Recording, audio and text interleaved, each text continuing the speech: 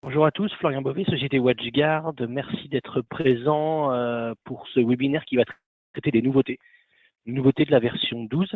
Juste avant d'attaquer, est-ce que vous pouvez me confirmer, s'il vous plaît, que vous voyez correctement mon écran partagé et que vous m'entendez correctement?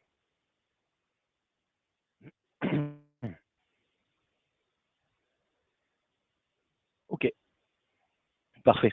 Merci de vos retours. Donc, les nouveautés de la version 12 qui sortira logiquement ou qui est annoncée pour le moment sur fin août, début septembre. Elle est rentrée en bêta il y a une quinzaine de jours et cette nuit, il y a une nouvelle mise à jour, une nouvelle version de bêta, la bêta 2, qui a été publiée. On va voir dans ce webinaire justement donc les nouveautés, qu'est-ce qu'apporte cette version 12. Si vous avez des questions, n'hésitez pas à les poser au fil de l'eau et j'essaierai d'y répondre. Donc, dans un premier temps, le sommaire, qu'est-ce qu'on va voir dans cette version 12? Donc, mise à jour du moteur antiviral, donc sur la partie antivirus. Également, nouvelle fonctionnalité qu'on appelle le Content Action, donc tout ce qui est Host Header Redirection, qu'on pourrait appeler communément la partie Reverse Proxy pour l'HTTP et l'HTTPS. Donc là, c'est une nouveauté qui était attendue. Autre nouveauté, la partie proxy IMAP, okay, donc un nouveau proxy qui est ajouté dans les boîtiers. Sur la messagerie. Donc après le SMTP et le POP, on va supporter l'IMAP. On verra ce que ça offre et également les limitations qu'il y a pour le moment. Également tout ce qui est amélioration, compatibilité sur la partie OS paramétrage. On verra également les améliorations sur la partie Gateway Wireless Controller, donc toute la partie Wi-Fi, gestion des bornes locales, donc via un Firebox. On verra également que la notion de PPTP a été ou sera supprimé dans cette version 12 pour les mobiles VPN. Donc les MUVPN en PPTP ne seront plus disponibles à partir de la version 12. On verra également la modification par défaut des paramètres sur les VPN site-à-site en IPsec. Okay. On verra également que par défaut, le paramétrage du SSL avec tout ce qui est authentification et chiffrement a été également modifié. On verra également les améliorations sur la partie APT Blocker, sur la partie Web Blocker. On verra également les premières bribes concernant le WatchGuard Cloud, donc la console centralisée dans le cloud. On verra l'amélioration d'intégration de ConnectWise et on verra également la notion de multicast. Okay, donc quelques jolies nouveautés qui arrivent et quelques jolies améliorations également qui arrivent. On attaque tout de suite sur la partie Gateway Antivirus. Comme vous le saviez peut-être, ça fait quelques temps qu'on savait que le moteur antivirus serait remplacé.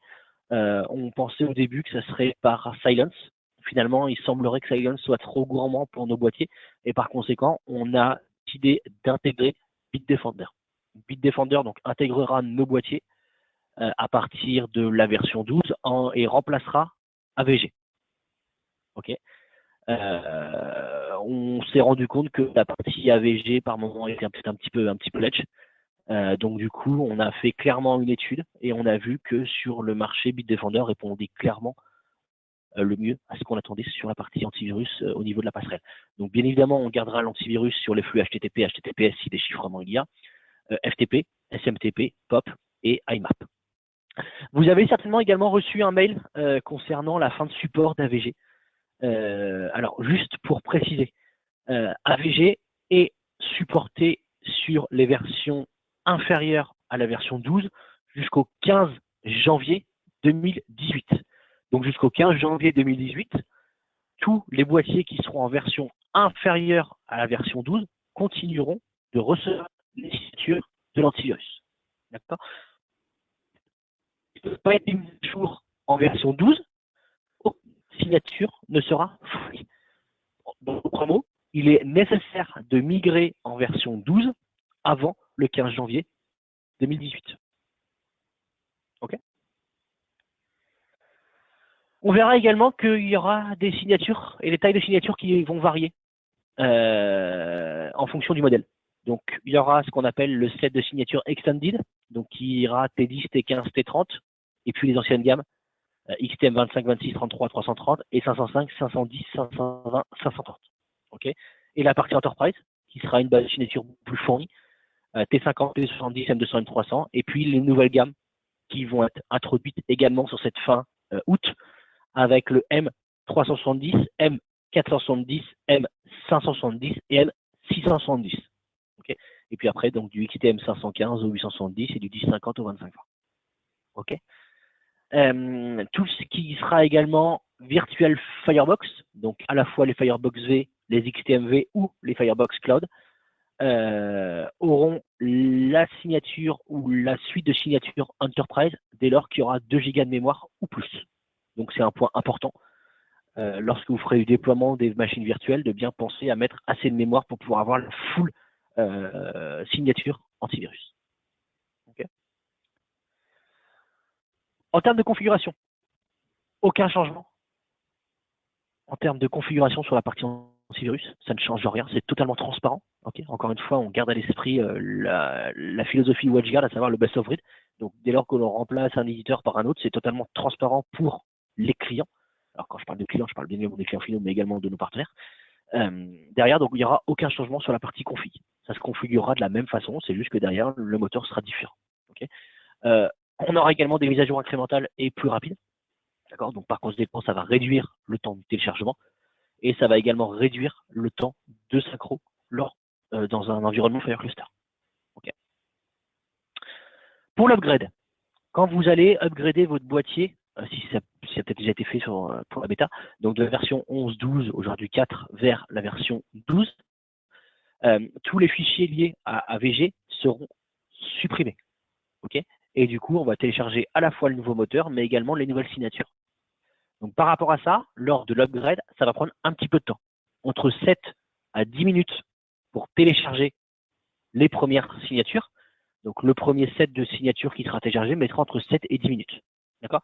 Et puis après, sur la synchro du FireCluster, on sera entre 5 à 7 minutes. Okay. Donc bien évidemment, là en l'occurrence, pour minimiser justement le temps de failure ou le temps de perte de coupure réseau, on recommande de le faire en HNO, en heure non ouvrée. Okay. Des questions sur cette partie antivirus ?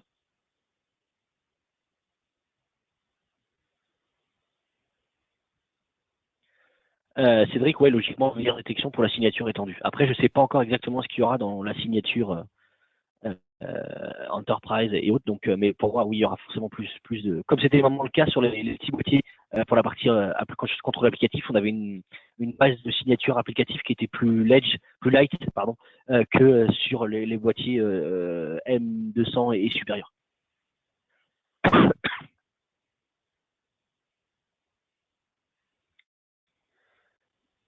Hop, pas d'autres questions sur cette partie AV. Hop. On pourra mettre à jour, en planifier les Fire Clusters via le management serveur. Non, pour moi, ce sera tout.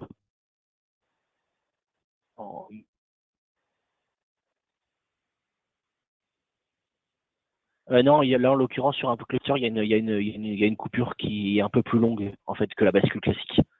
Parce que c'est en synchronisation justement qui met un peu de temps.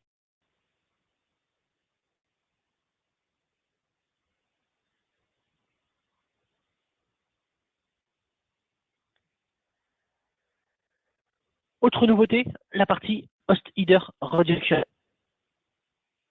Donc, dans cette nouvelle fonctionnalité, dans le proxy, on a maintenant une nouvelle action de proxy qui s'appelle Content Action. C'est une nouvelle action de proxy pour les flux entrants.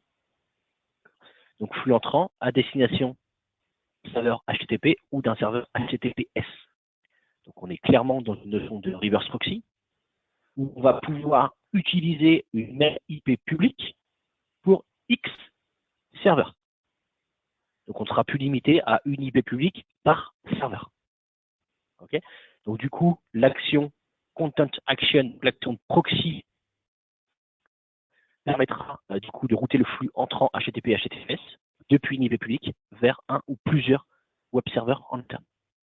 Okay, bien évidemment, le but premier, c'est de réduire l'utilisation des IP publics et d'avoir le moins d'IP publics possible.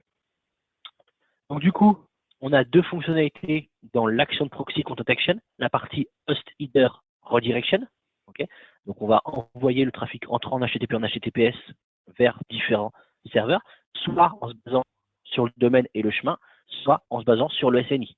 Donc le SNI, ce sera en HTTPS. Okay. Deuxième fonctionnalité, tout ce qui va être TLS et SSL offloading. Okay. On va être capable du coup de déchiffrer le flux HTTPS sur un flux entrant, donc entre des clients externes et le boîtier. Ça va être chiffré. Okay. Donc en gros, le flux va arriver depuis un client sur Internet vers le boîtier en HTTPS.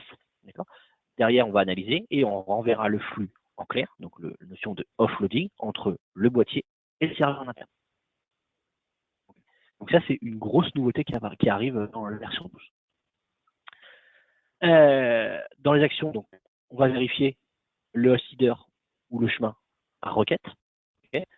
On va envoyer du coup directement tout ce qui va être requête vers un serveur spécifique, adresse port en HTTP ou en HTTPS. Okay. Et derrière, donc, on va être capable de faire une redirection HTTP basée sur un domaine ou un host, une redirection HTTPS avec une inspection de contenu, donc flux entrant avec inspection de contenu. On va pouvoir également faire de la redirection HTTPS sans inspection de contenu, okay, et on va pouvoir faire du SSL offloading avec de l'inspection de contenu. Okay. Donc en gros, c'est les 4 fonctionnalités que l'on va avoir avec cette notion de host header redirection. Le host header redirection avec la partie SNI. Okay. Donc du coup, on va faire un check dans le certificat au niveau du SNI pour identifier le serveur cible, le serveur de destination. Donc pour le host header en HTTP, sur la requête HTTP, on va déchiffrer HTTPS. Okay.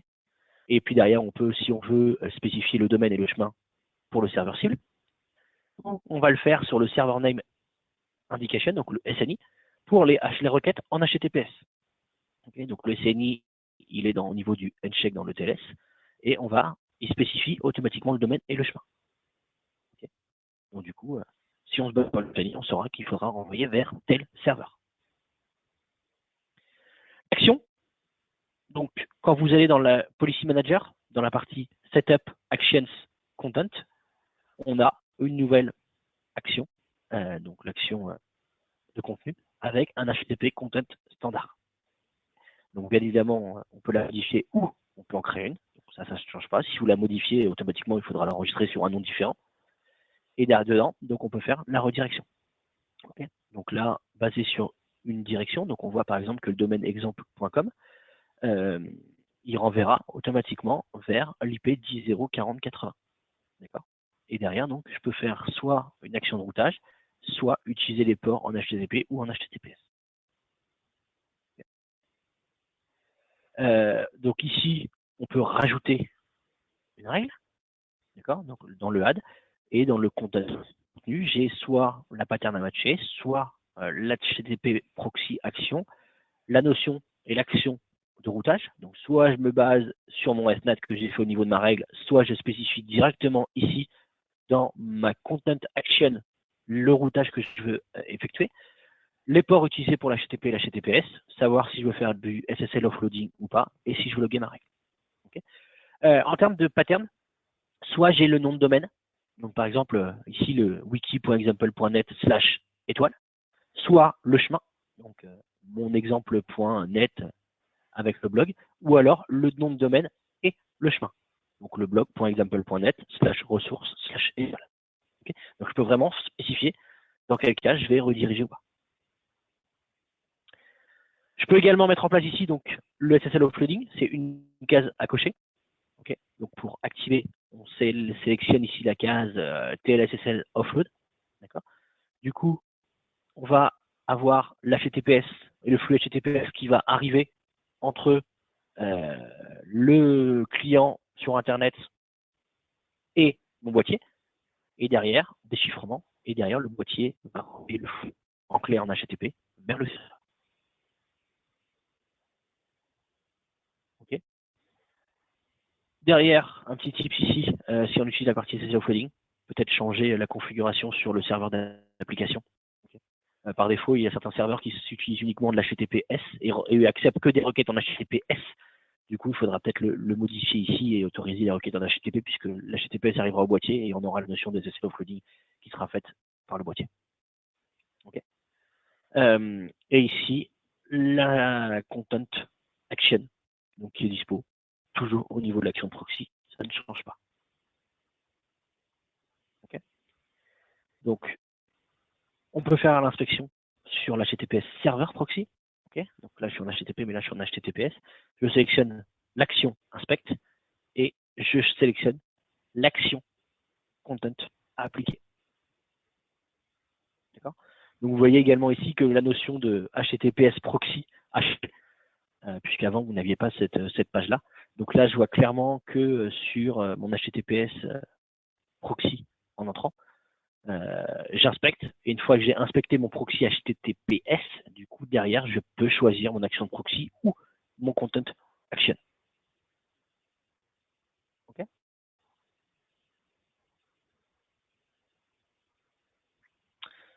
Le routage, l'action de routage sur le serveur de proxy HTTPS.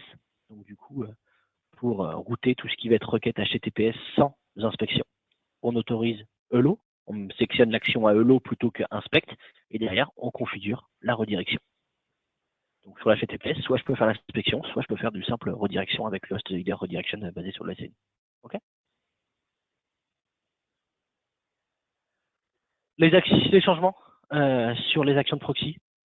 Ok, donc certaines actions ont été supprimées de l'HTTP et de l'HTTPS serveur. Donc les actions de proxy HTTP serveur et HTTPS serveur. Sur l'HTTP serveur, on n'inclut plus tout ce qui est web blocker et réputation. Et sur l'HTTPS, on n'a pas la partie web blocker ou la partie OCSP.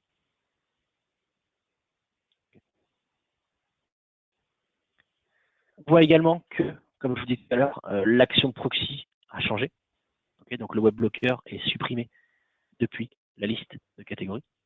Donc l'inspection de contenu et le domain name sont combinés dans le content inspection catégorie. On n'a plus qu'une catégorie sur la gauche.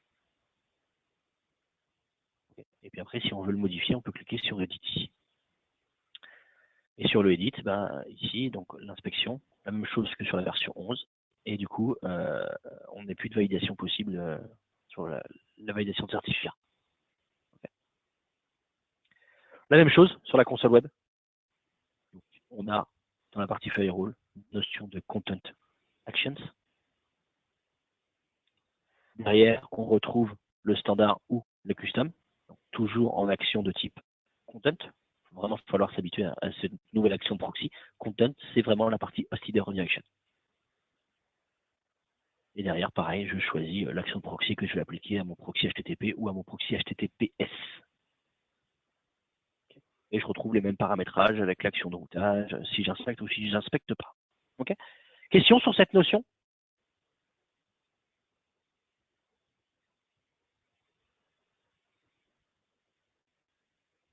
Alors, question de Stéphane. Support de Let's Encrypt prévu? Non, pas à ma connaissance, j'ai rien vu là-dessus. Lilian, peux-tu réexpliquer le TLS SSL offloading? En gros, le flux arrive en HTTPS depuis l'extérieur sur mon boîtier web. Mon boîtier web, c'était comme il le fait. Il va l'analyser, on va pouvoir déchiffrer, et plutôt que de renvoyer un flux chiffré entre mon boîtier web et mon serveur en interne, je fais offloading. J'ai la notion de vers le serveur.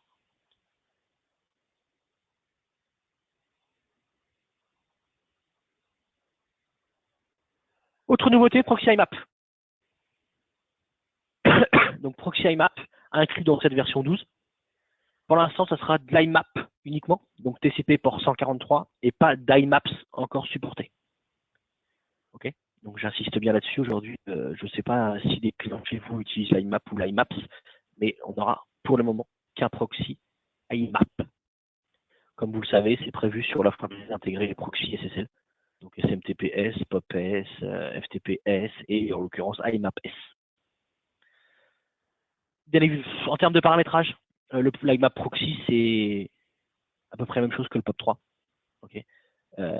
On a quelques actions. Donc on peut, sur la partie POP3, donc on a une notion de synchronisation au niveau de l'IMAP serveur. Okay. Donc c'est pas uniquement de la récupération de mails comme on peut l'avoir sur du POP. On a également dans le flux IMAP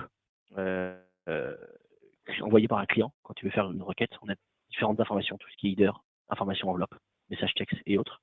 Okay. Et on sait également que plusieurs IMAP peuvent être connectés simultanément sur un même IMAP serveur. Comme les autres règles, l'IMAP proxy s'appliquera à tous les clients qui veulent se connecter à un serveur IMAP et dont le flux passera par le proxy IMAP. On retrouve du coup dans la notion de proxy ici, dans la liste des proxys dispo, le proxy IMAP, okay, donc qui est ajouté avec derrière une action de proxy. Du coup, ça ne change rien. On peut bien évidemment soit utiliser un template par défaut, l'IMAP client standard, okay, donc qui serait plus pour les flux sortants, ou l'IMAP serveur standard si on a un serveur IMAP en interne et par conséquent on a des connexions entre autres. Derrière, on a les mêmes actions que pour le POP3, donc être capable par exemple d'activer le logging, de faire une scan antiviral, anti-spam ou autre. Okay. Donc, contrôle applicatif sur l'IMAP, la partie IPS, la partie antivirus avec le Bitdefender, le spam blocker et l'APT. Point important, on fait l'APT sur l'IMAP.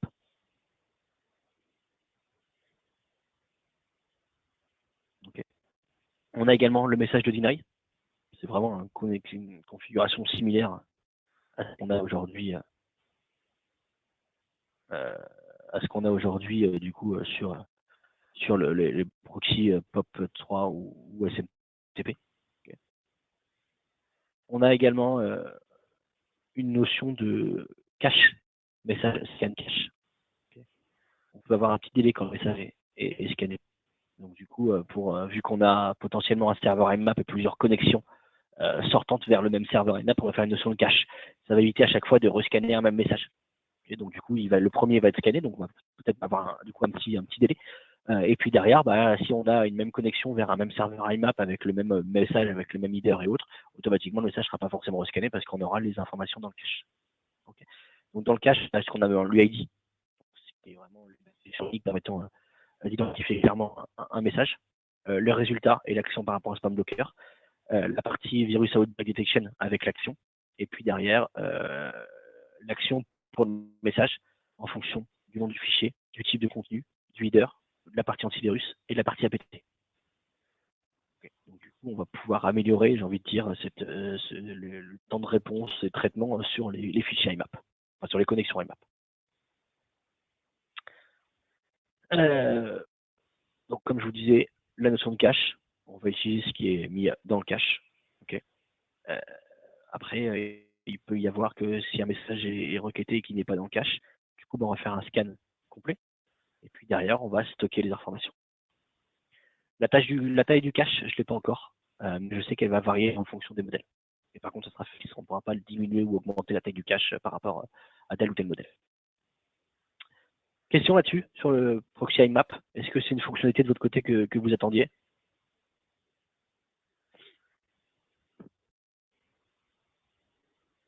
Ok.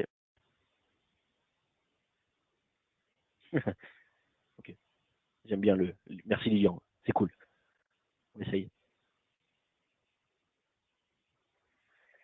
Autre nouveauté, enfin amélioration, la partie OS compatibility. Non, pas de date pour l'IMAPS. Je sais que c'est annoncé dans la roadmap. On a vraiment une notion dans la roadmap de proxy SSL. En gros, c'est tout ce qui, comme je vous disais tout à l'heure, tout ce qui est proxy chiffré. Donc IMAPS, SMTPS, POPS, FTPS. Donc vraiment intégrer ces notions de proxy SSL. Mais ça, c'est dans la roadmap et ça devrait arriver d'ici la fin de l'année.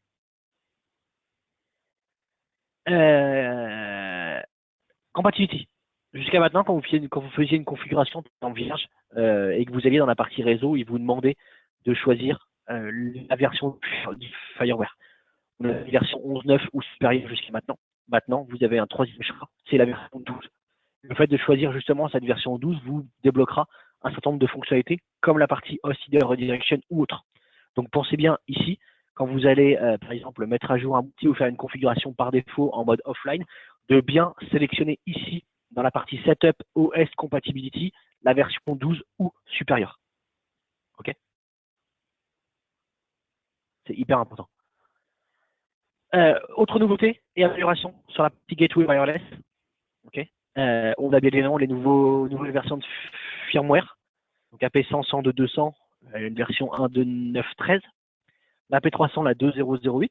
Okay. Donc ça, c'était pour, entre guillemets, les anciennes AP, même si elles sont pas si vieilles que ça. Et pour les nouvelles AP, l'AP120, l'AP320, l'AP322 et AP420, on sera en 8.3.0. Okay.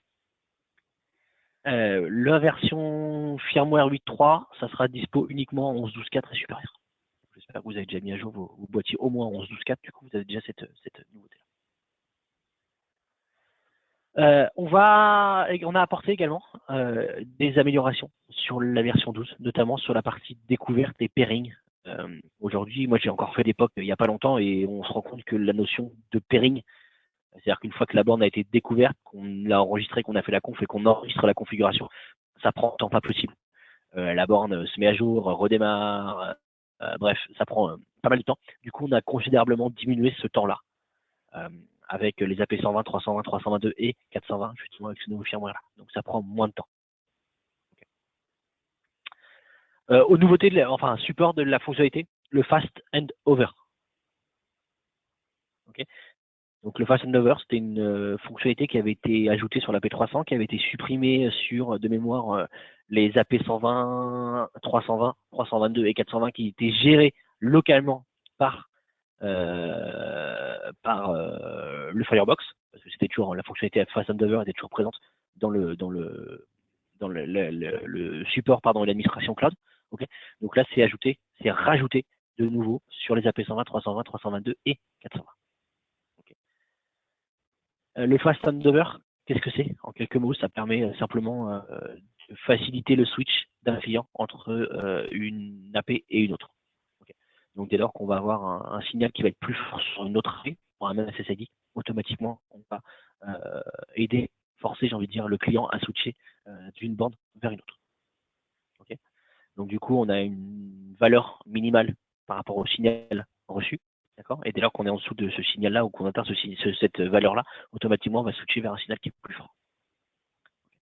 Après, le Fast Handover est recommandé, comme c'est marqué ici, dès lors qu'on a beaucoup de trafic ou une forte densité de trafic.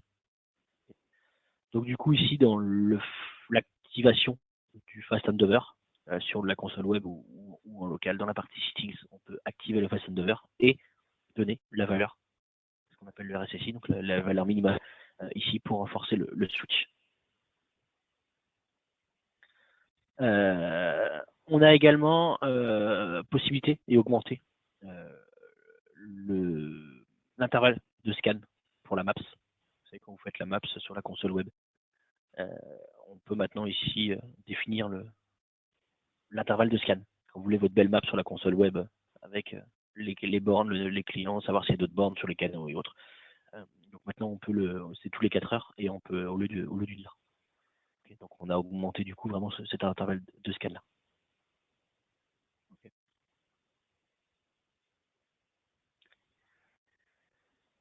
On a également mis en place et ajouté la fonctionnalité de limitation de bande passante, non plus globale, mais sur la partie upload et download.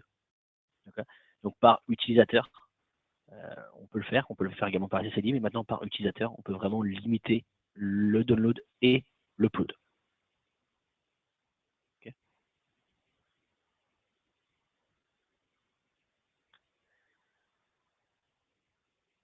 Autre option et amélioration qui ont été apportées, le redémarrage de la partie wireless. Okay, on peut maintenant totalement redémarrer une bande directement ou redémarrer que la partie wireless. Okay. On peut rebooter manuellement une borne où on peut également choisir une tâche de redémarrage. Donc automatiquement la configuration est reloadée, enfin rechargée pardon, et du coup derrière on refait un scan pour la partie channel. Okay. On a toujours la partie outdoor only channels, donc pour les AP 102 et 322, on va continuer à forcer les restrictions de canaux par rapport à tout ce qui est environnement extérieur. Possibilité également, enfin sur la partie DFS, pardon, on ne peut plus désactiver la partie DFS. Okay. Si on n'a pas quel AP, donc ça c'est également une nouveauté. et également la partie rate. Pour tout ce qui va être option radio supprimée, par défaut, on passe à auto. Okay, donc ça, c'est important sur la partie Wi-Fi. On a également, et là il faut faire attention, une modification de la terminologie. On avait le VLAN de management, dès lors qu'on faisait par exemple une modification sur les AP ou sur la partie Gateway VLAN Controller dans les paramétrages. On avait avant le VLAN de management. Maintenant, on bascule non plus en management VLAN, mais en communication VLAN. Okay. La partie radio, channel HT vers le TX, transmit, le country of operation, le band, frequency band, okay, donc pour tout ce qui est radio. Pour la partie SSID, broadcast SSID, client isolation, et également tout ce qui va être monitoring, donc la partie SSID, foreign vers external. Après, il faut juste faire attention par rapport à ce changement pour ne pas être trop perdu suite à la mise à jour. Donc ça, encore une fois, c'est des modifications qui sont apportées lors de la mise à jour de la version 12. Okay. Des questions sur cette partie-là?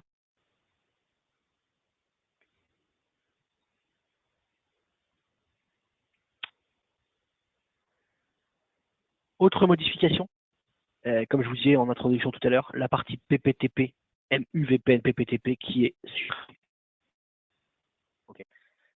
Donc dès lors que vous serez en version 12, migré en version 12, le PPTP ne sera plus dispo. Okay. Protocole vieillissant. Protocole vieillissant est considéré comme non sécure. Donc, par conséquent, on l'a supprimé. Après, attention, si vous upgradez, que vous aviez des PPTP qui étaient configurés, les connexions MUVPN PPTP ne fonctionneront plus. Okay. Donc, du coup, il faudra vraiment basculer vos connexions VPN vers un autre type, IPsec, SSL ou L2TP, over IPsec, pour, avant de faire la migration et pour éviter justement une perte de connexion MUVPN pour vos clients. Modification également, donc par conséquent, encore une fois, suite à la suppression, après l'upgrade les 12, si vous aviez un groupe et vous aviez le PPTP qui était mis en place, donc tous les utilisateurs, le nom du groupe est renommé. On passe de PPTP User à PPTP Users Legacy. Okay. On peut du coup voir et supprimer ce groupe. Par contre, on ne peut pas du coup modifier la configuration du PPTP. Ça sera grisé ou inaccessible. Autre nouveauté sur la partie VPN, et là on est en VPN globaux, soit VPN, soit manuel VPN, soit BOVPN avec les VIF, soit MUVPN IPsec, MUVPN SSL ou MUVPN L2TP. Okay. Par défaut, les paramètres qui étaient prédéfinis pour ce type de VPN ont été changés. Okay. Donc, attention, pour tout ce qui est BOVPN et BOVPN VIF et mobile VPN IPsec, la phase 1 et la phase 2 sont maintenant en authentification SHA-2 256, le chiffrement en AES 256, le Diffie-Hellman Group en 14 et le PFS est activé. Okay. Et pour les BOVPN et BOVPN VIF, la notion de live est maintenant à 24 heures. Okay. Donc attention à cette partie-là.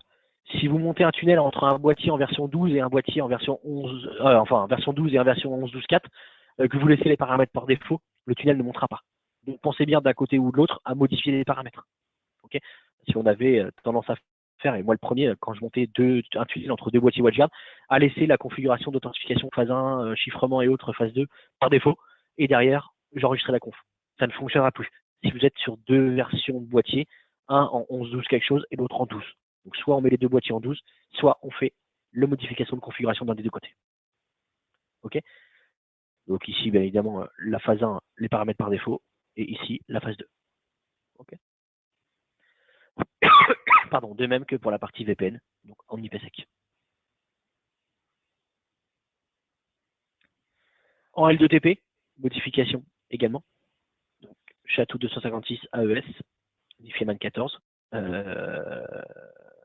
SHA-1 AES 256, SHA-1 AES 256, soit avec un Diffie-Hellman 20 ou un Diffie-Hellman 2. Et phase 2, on est en ESP AES 256 ou ESP AES 128. Donc pareil, pensez bien à vérifier ces paramètres. Alors pour la partie mobile VPN, ça n'a pas posé gros soucis. Quoique en IPsec, on va peut-être régénérer le profil, mais c'est surtout sur les sites à site. Ok. Et on retrouve pareil ici la configuration par défaut.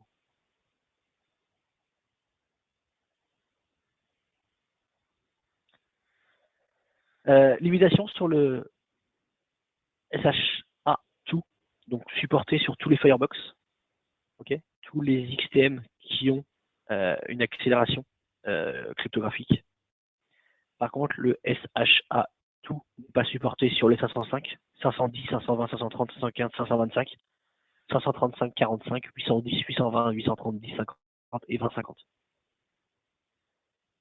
Okay. Donc par défaut, bien évidemment, si votre boîte XTM ne supporte pas ou fait partie de cette liste-là, pas conséquent ne supporte pas le SHA2, automatiquement, ça ne sera pas dispo, ça ne sera pas préconfiguré par défaut. Donc pensez bien à vérifier la config.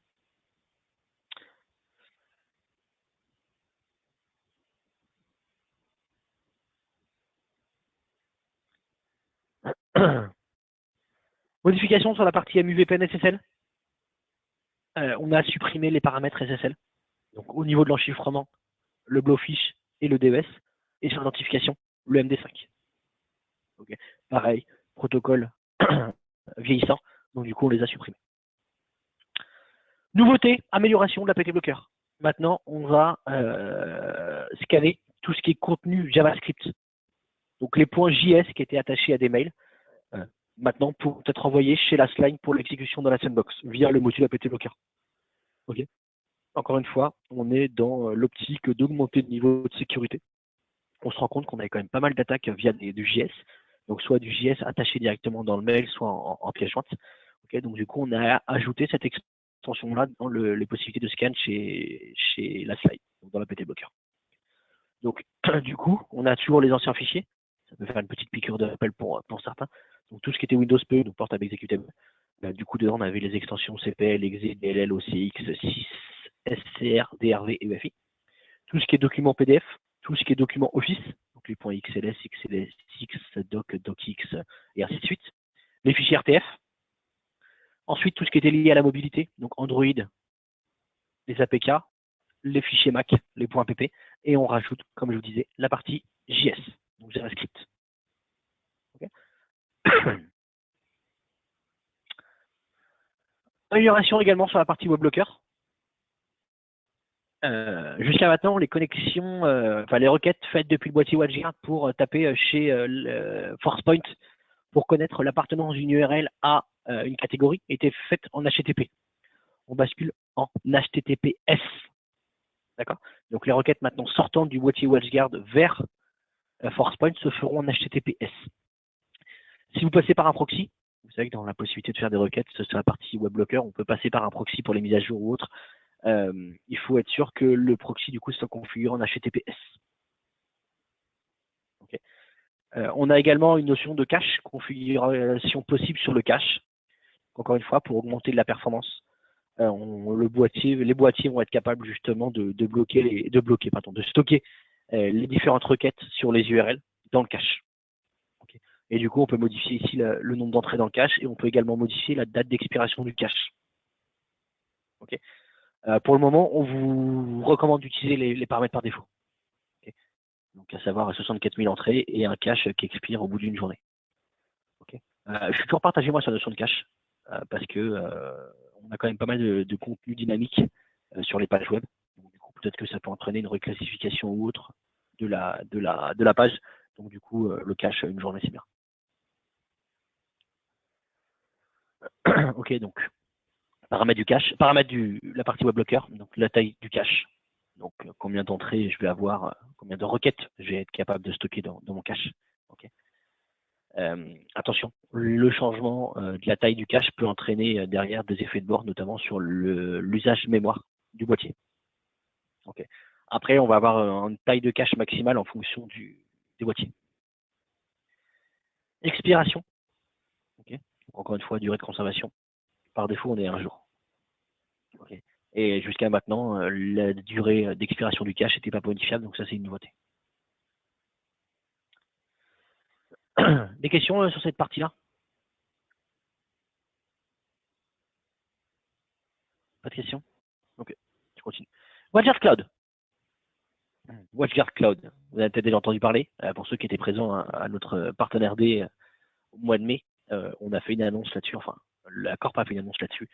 Le WatchGuard Cloud, donc ça va être une plateforme cloud. On va pouvoir avoir une dimension dans le cloud, à la fois pour la visibilité, mais également pour tout ce qui va être gestion des boîtiers. Et les boîtiers devront tourner en version 12 ou supérieure. Okay. Donc du coup, on a intégré dans cette version 12 pour le moment la possibilité d'enregistrer un boîtier dans le WatchGuard Cloud. Mais pour l'instant, le Firebox Cloud est pas, enfin WatchGuard Cloud pardon, n'est pas encore dispo. Donc c'est juste si vous voulez, si vous badez dans le menu, soit dans la console web, soit dans le Policy Manager, vous avez une notion de WatchGuard Cloud. Donc voilà, c'est juste pour vous prévenir à quoi ça va servir dans le futur. Ok, donc WatchGuard Cloud ici. Et puis du coup, on pourra intégrer le boîtier.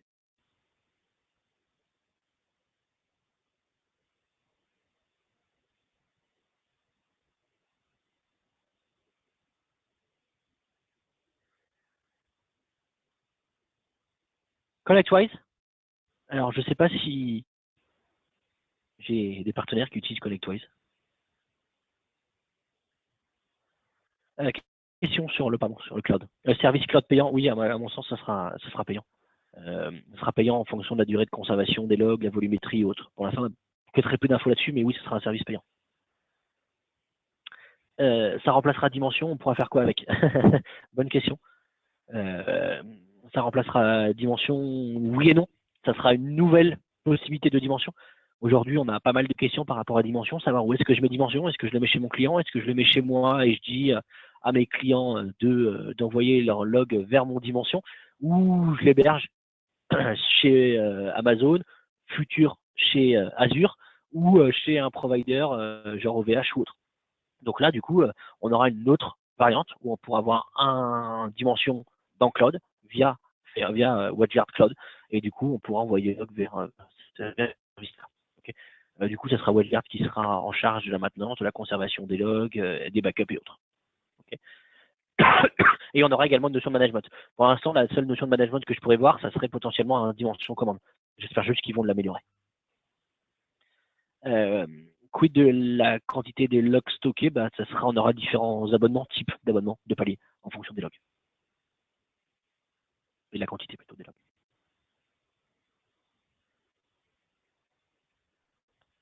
ConnectWise. J'avais posé une question sur ConnectWise. Est-ce que vous êtes utilisateur de ConnectWise? Est-ce que vous avez des clients qui utilisent ConnectWise?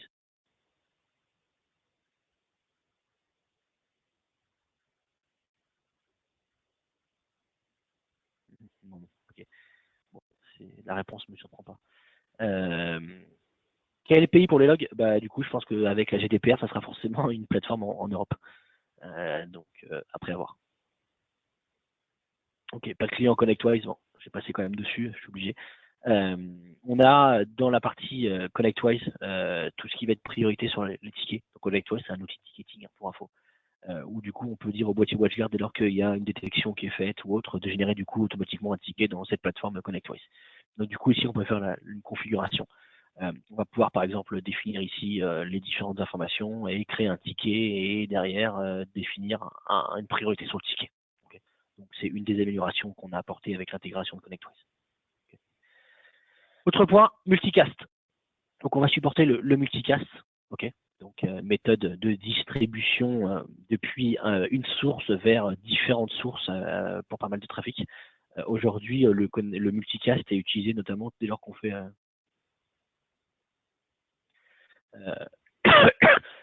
pardon, on fait multicast utilise notamment tout ce qui est VoIP, vidéo à la demande, conférence, télévision sur IP ou autre. Okay.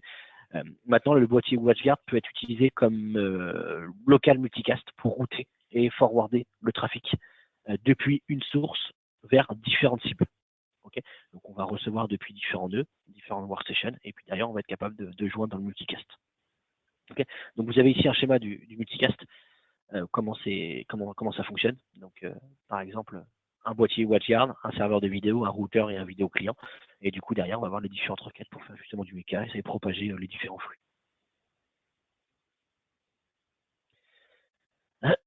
Donc, on peut activer le multicast de façon globale. On peut avoir jusqu'à 31 interfaces pour le multicast. Okay.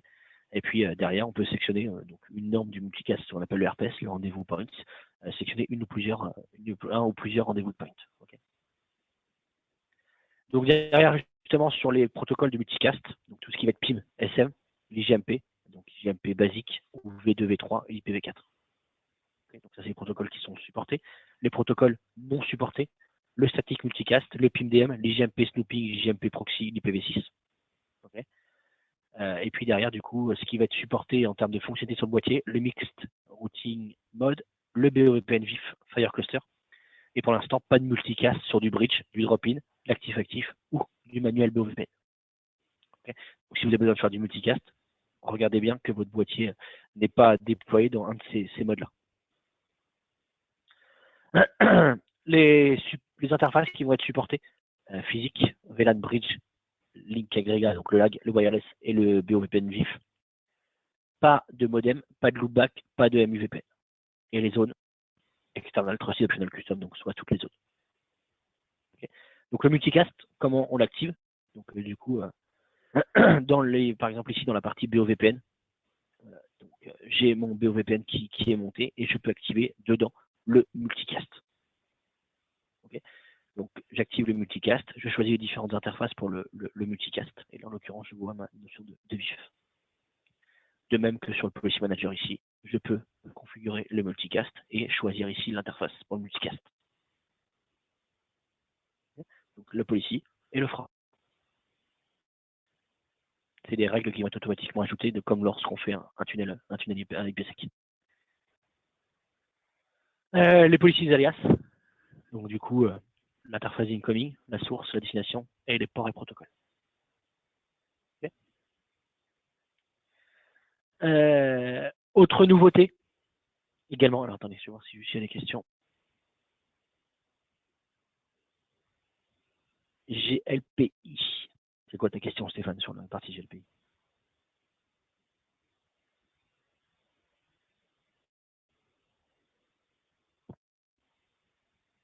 Okay. Bon, tu l'écris, je reviens dessus par la suite. Autre nouveauté. Qu'est-ce qui est nouveau sur la partie donc VPN? Là on sait, enfin je vous annonce pardon, que les applications VPN for iOS ont été supprimées d'App Store. Okay. Pas forcément liées à la version 12.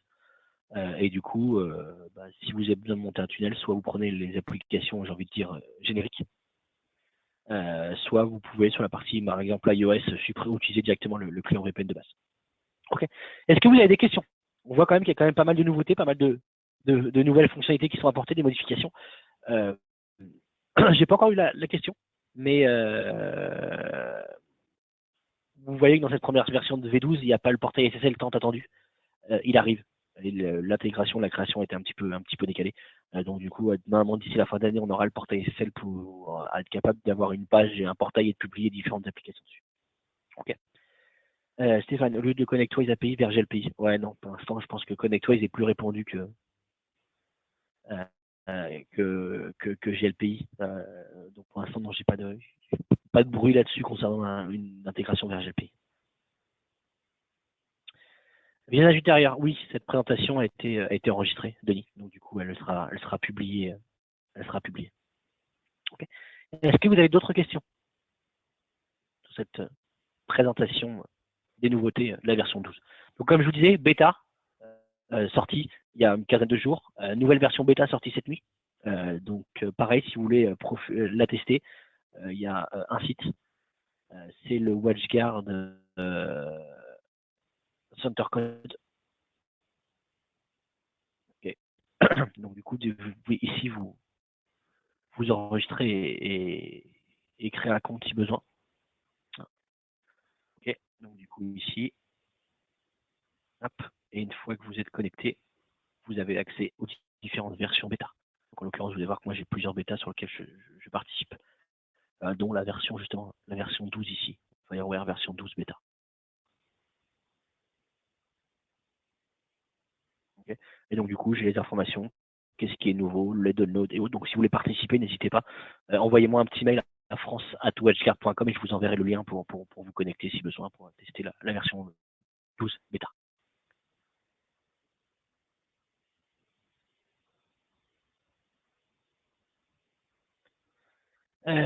Publié sur le portail WatchGuard, oui, je pense que la vidéo des nouveautés sera publiée sur la chaîne YouTube WatchGuard France. Mais bon, comme on n'est pas sectaire, nos amis belges pourront se connecter à notre page WatchGuard France. sur YouTube. Ok, bah écoutez, si vous avez plus d'autres questions, merci d'avoir assisté à ce webinaire. Comme je vous dis, je pense qu'il va être publié dans la journée sur la page YouTube WatchGuard France. Donc, si vous avez des questions par la suite ou autre, n'hésitez pas à m'envoyer un petit mail à france@watchguard.com et puis j'y répondrai. Date de sortie finale, logiquement fin août, début septembre.